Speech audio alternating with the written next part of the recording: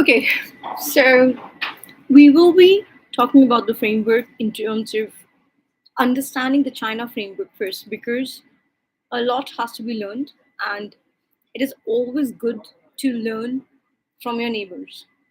When we talk about the scenario, or rather, I would rather say, in the terms of internet protocols, there can be embodiments, and the architectural framework around the same has to be understood. So let's start with the brands and how China overtook anything and everything, not only from the manufacturing point of view, but from the deployment of a lot of stuff. So, first is DD. DD is the local application for commute. And perhaps what has China done? They have built their walls very high. In very simple words, I'm not taking the lexicographic word what most of the folks have been using. It is what the Indian stakeholders need to understand. And till now, as far as the regulations are concerned, particularly in the context of India, we are still at step number one, where we say there is, if you look at a graph, you have an X and a Y, and you can go Z. However, when we see the X and Y graph, we are still, as a country, on step number one, where they're just numbers. I mean, if we talk about numbers, that numbers itself is wrong in terms of the input data.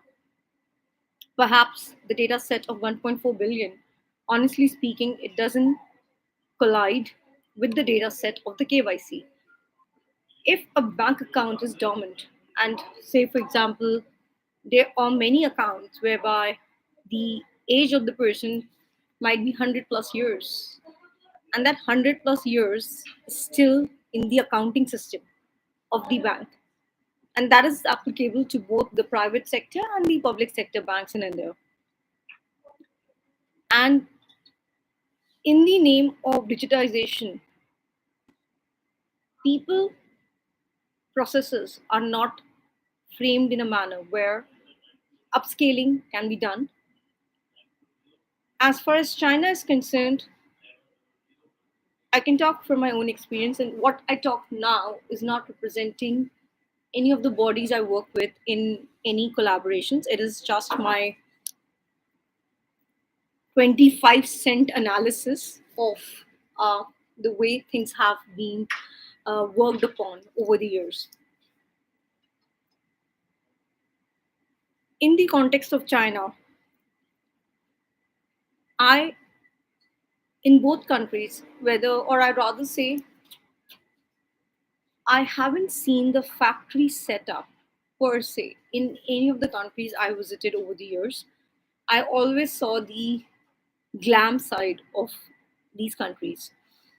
If I talk about Hong Kong, I mean, the convention center, oh my gosh. I thought, I won't say I thought, the convention center could just have, 10,000 plus people at any given point of time. It was huge. It's good, huge, and very well planned that way. On the contrary, when I went to China in 2018, Guan, that's the blockchain hub, uh, whatever word you want to give it. It is a blockchain stuff. I mean, and the blockchain is for real because whatever is being created is being utilized. That is People's Republic of China. So it is being utilized to develop the data sets. It is being utilized to uplift the community, and that is one reason when I was not only mesmerized in 2019, but overall I was like in a time span of 365 days because their schedule is like it's kind of a 5 day main event, but obviously I stay back, I meet the local people, try and understand how have they developed what they have developed, how we can work together on a bigger scale or the larger scale perhaps. So what happened was they had developed something within 1 year, and it was spec clean. So the point of contention here is China has made sure, because first thing, they are very hardworking people. Even the founders, the team members, everyone has that zeal that they have to make it happen. Their vesting clauses are very long in terms of, I mean, contractually, I believe, this is my belief system, that in the smart contract, the vesting clause is at least for 5 to 8 years. I mean, you have to spend that much time with one enterprise institution so that you understand the functionality of the institution, because for anything to happen over some time, you need to understand and collect all those data sets to even create the biggest data set. So that is what China did. And perhaps they also have this 10-year concept of this patenting, and they just use that, which is very easy to get. Even Malaysia has that protocol. India doesn't have that protocol for whatever reason, because the stakeholders have no cognizance of IP. I mean, neither they have cognizance of IP, in terms of, if I have to take IP, one would be the internet protocol and other is intellectual property. Both are married to each other, because uh, without them being married, nothing else can happen.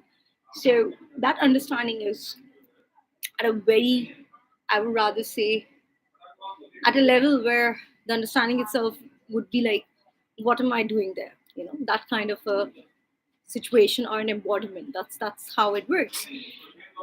So China is here in India. So let's see um, what happens in terms of the alignment, because already China has developed the infra both in the offline and in the online world with Sri Lanka.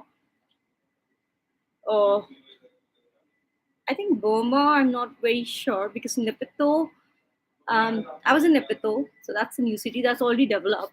But China, but yes, with Bangladesh, a lot has been developed. I think the development with Bangladesh is much more than Sri Lanka, because we visited the Lotus Tower way back that time, and it was already done. The framework was ready, and it's a beauty in itself, as far as what a commune can mean. So that's a real commune, and perhaps I always want to go back to Sri Lanka and stay there and develop the protocols further in an aggressive manner, because even though the understanding is there, the frameworks are already set up, but still I feel just being offline there would facilitate the whole process in a fast, speedy manner. So that's the contention for today. If you have any questions, just DM me, and perhaps we can look into it, how we can um, foster the IP protocols for folks to build upon it. The framework needs a little bit more, push from the government organization, particularly India. And here I would request the opposition also to perhaps join hands with the current government to make it happen, because as a PM, Modi ji, at least, he's pro technology. So that's his one of the major advantages as far his leadership is concerned. And he is always ready to learn about more technology. And right now, what is happening is all these OTT channels, these need regulation, because the kind of menace which is happening in the offline world, it is being pushed by the OTT channels. There has to be regulation. Proper lawyers should be deployed, not these uh, folks who are acting in XYZ. They have no cognizance of what law is all about. We need actual lawyers uh, to go through the content and make sure that that is not demeaning to the society, because the whole society as India, which is not based on one particular region or a tribe, it is like a mixture of at least 30 plus countries, at least. Because Even I'm stationed in New Delhi. I'm born and brought up in New Delhi. Um, the dialect of a person from Delhi is very different from a dialect who is in the adjacent areas. So you're also like just in China, every 10, 25 kilometers, even the same language is spoken with a different dialect. Same goes in Delhi. And of course, there's always a protocol which is different for army personnel and the civilians. So I come with that army protocol. So obviously, my understanding of anything and everything is very different. Civilians can't comprehend what we are able to do because that is how the global protocols have been developed. Because if you take the army protocol of Singapore, perhaps you will try and understand what I'm trying to say. And I believe what we can also learn from Singapore is after 12 standard, why don't even the civilians go through this army protocol of some sort so that they upskill themselves for this new world order, which is already established. And it was already established. It's just that it has matured in the last 5 years. Thank you for watching out this.